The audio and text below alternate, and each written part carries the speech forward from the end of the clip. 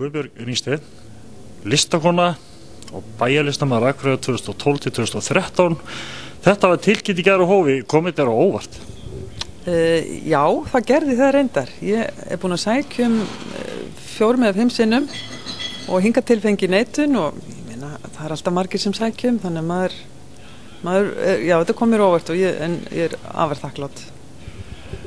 Guðbjörg, það eru allir Akureyringar þekkja þig náttúrulega í dag fyrir það að hafa komið upp, hvað kallum við, dúkkusafninu eða leikfangasafni eða sýningu sem núna er inn í Fyrirbjarnarhúsi og svo náttúrulega hannar frímerki eða hvað var þarna fyrir póstinu síðustu jól? Já, þá eru bæði frímerki og það sem þeir kalla jólapríði póstins. Það eru svona 4 óróar sem að þeir gefa út alltaf fyrir jólin og þetta var mjög skemmtilegt verkefni. Í hverju ertu svona helst að stúsast annað en að hanna fyrir póstinn í síðustu jól og svo þetta með leikfangi, hvað sérðu framöndan hefur núna? Sko, ég hef verið að mála og vinna myndlist bara mjög stíft og þétt alveg undanfarin 5 ár og það ráður bara svona með þokkalegum hliðum og misjafn kraftur í mér og ég ætla bara að halda áfram mínu striki að bara mála og mála mikið og því að þetta er bara mín ástríða og ég ætla að halda sýningu í bókasafni Háskólans í október á þessu ári. Svo ætla ég að vera með stærri sýningu í sal myndlistafélagsins í Gilinu á næsta ári. Guðbjörg, er þessi listagyðja búin að blunda í þig bara frá því og varst lítill krakki?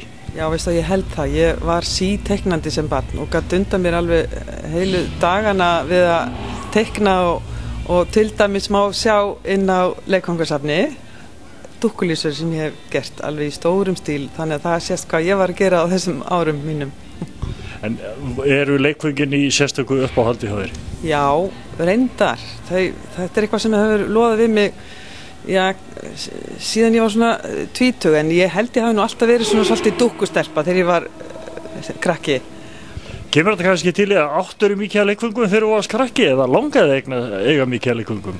Ég átti ekkert svo mikið, bara svona eins og gengur að gerist örugglega, en ég er bara eitthvað svona hrifnæm fyrir því sem ég sá hjá öðrum sem á aðrir áttu og mér finnst þetta bara svo fallegt og svo þegar ég fór á leikfangasafn í Finnlandi 1990 þá einhvern veginn heillaðist ég alveg og hugsaði með mér ég ætla að gera svona sjálf og fór bara að safna auglýsti í Mokkanum fyrir 20 árum síðan og það kom nú ekkert mikið þá en svo bara fór þetta að spyrjast út og ég er búin að sanka þessu að mér alveg fram á þennan dag.